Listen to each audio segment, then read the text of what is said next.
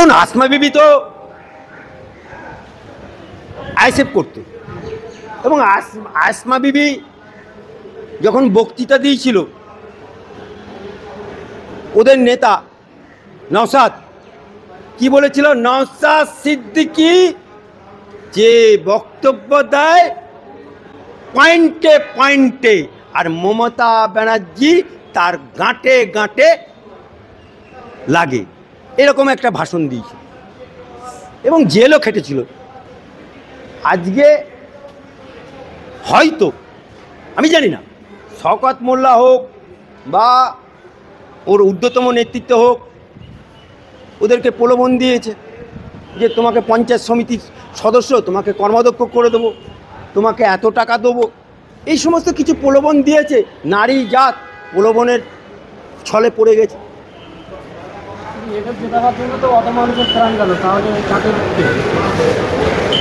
দেখুন আজকে মানুষের সাথে বেইমানি, মানুষের সাথে নিমক খারামি, মানুষের সাথে মির্জাফরি, এটা তো মমতার আমলে শুরু হয়ে গেছে।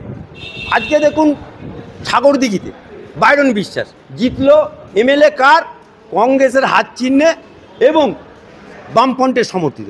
সেই বাইরন বিশ্বাস এই 7 লাখ ভোটে জেতা মালটা, যার ইডি সিবিআই বাড়ি শুদ্ধ দখল করে নিয়েছে, এই মালটা তাকে জয়েন করালো অভিষেক ব্যানার্জি। আজকে আসমা বিবিকে জয়েন করাচ্ছে কে না, অভিষেক ব্যানার্জির মাথায় হাত রাখা শওকত মোল্লা। অর্থাৎ একটা বাংলায় কথা আছে, ভেড়া লড়ে খোঁটার জোরে।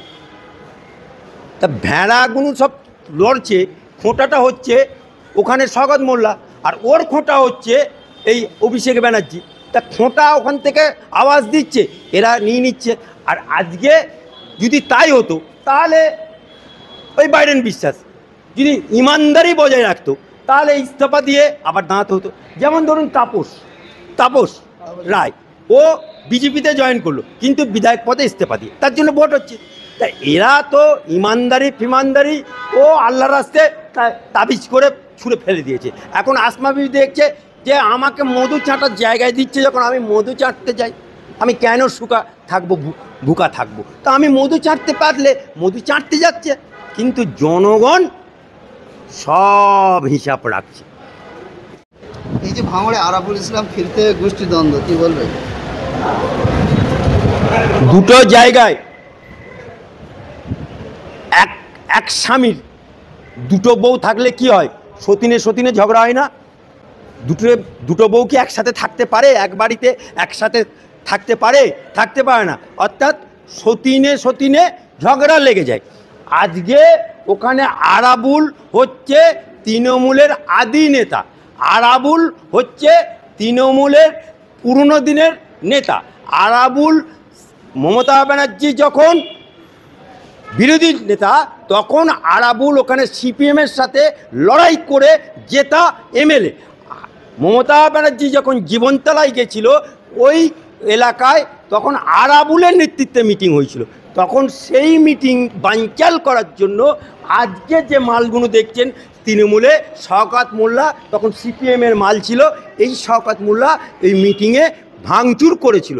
আজকে শওকত মোল্লা সিপিএম থেকে মধু চেটে ফিরে এসে এখন যখন সিপিএম চলে গেল, তৃণমূলে মধু চাটতে এলো। আজকে মধু চাটতে এসে আজকে সে ওই আরাবুলের এলাকায় দায়িত্ব পাওয়ার পরে ওখানে একসাথে দুটো বাঘ থাকতে পারবে না বলে পুরনো নেতা আরাবুলকে সাইড করে, আরাবুলকে জেলে পুরে নানা রকমভাবে ওখানে গোষ্ঠীদ্বন্দ্ব সৃষ্টির নায়ক এই শওকত।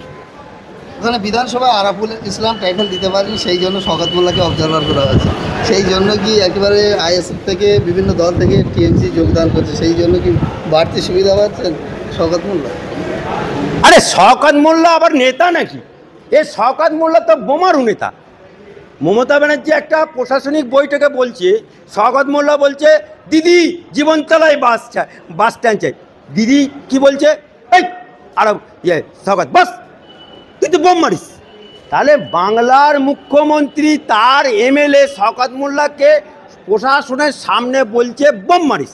তাহলে শওকত মোল্লা যে বোম মারে, শওকত মোল্লা যে বোমারু, শওকত মোল্লা যে ঠ্যাঙারে বাহিনী, এটা মমতা ব্যানার্জি দেওয়া স্বীকৃতি।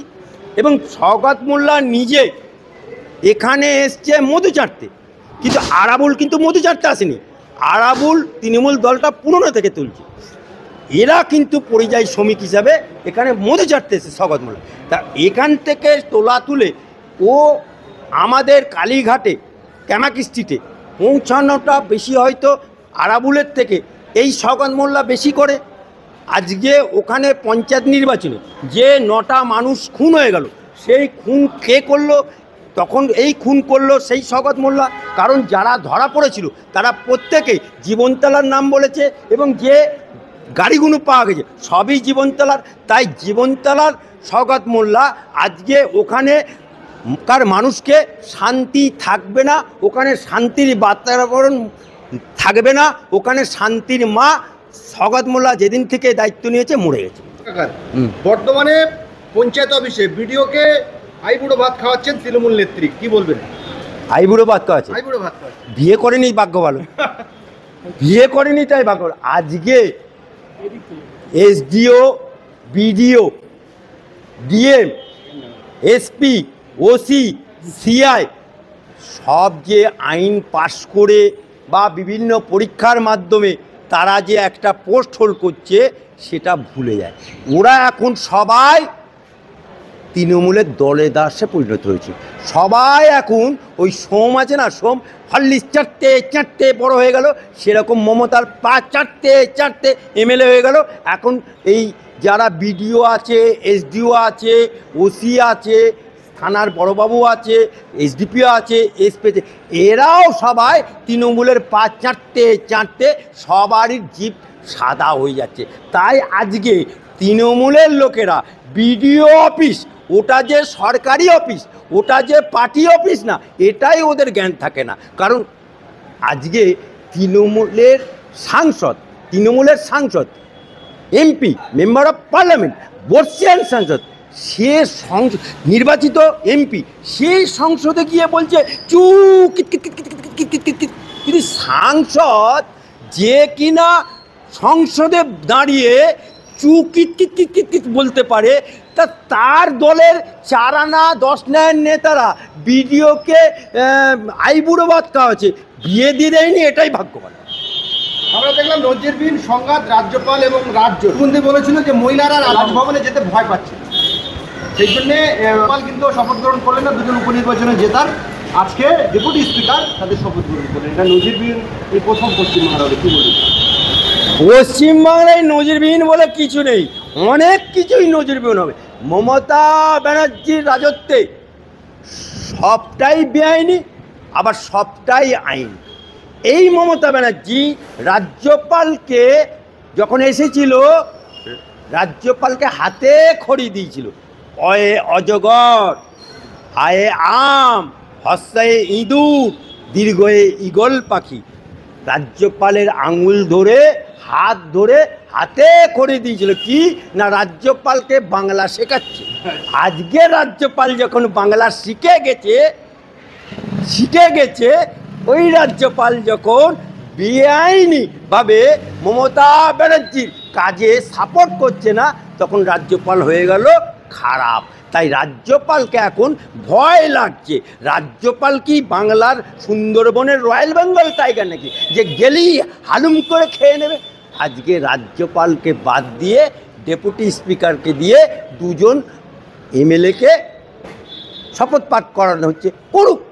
কিন্তু এটুকু জানবেন যে রাজ্যপালের কাছে এই সরকারকে, এই বিধায়কদেরকে এই কোনো কিছু বিল পাস করে সই করাতেও কিন্তু রাজ্যপালের কাছে যেতে হবে। তার জন্য ইন্তেজার করতে হবে আমাদেরকে। কারণ এই রাজ্যপালের একটা কলমের খোঁচায় নির্বাচিত সরকারটা যে কোনো মুহূর্তে বাতাসের মতো উড়ে যেতে পারে।